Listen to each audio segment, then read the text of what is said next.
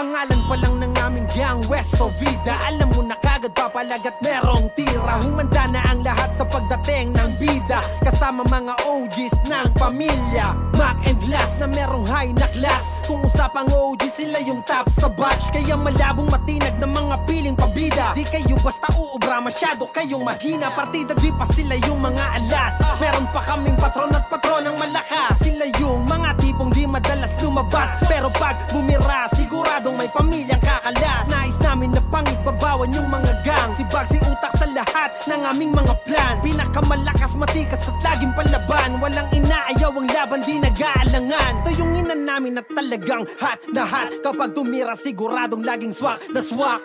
Airs, isa sa mga magulang, kaya kada may kalaban di magpapauna. Sama si Lance, Diablo ng pamilya, isa sa pinakamatalas at mabisa. Mapaminsala sa kalaban pag tumira. Walang sablay kahit di na yan magtisa. Dami ng sumubok pero ni isa walang nakaisa. Pamilya namin mas lumalakas pag nagkakaisa. Tapang mas lumalabas, saluhin nyo yung kameha. Westo Vida talaga namang kakaiba. Harusyo, Jurik Blitz sa thread. Mga anak ng gang na mahirap patumbahin. Animoy mga batang napakalakas sa gym. Mga palaban lalo pagdating sa game. Di basta-basta kahit parang laging chill na chilo. O mga bata pero grabe pag kumil. Tumatama, walang miss sa hit. Di nila akalang sa amin ay panis pa rin. May dahilan kaya kung ba't kami matikas. Yung grupo namin ay likas galing sa Pilipinas. Marunong kumilati sa peke ay umiiwas. Mga kalaban ay isa-isa ng pinipila. Matatapang dahil may dugong hindi pangkaraniwan. May yayabang, oo kami yun, di na dapat pag-isipan.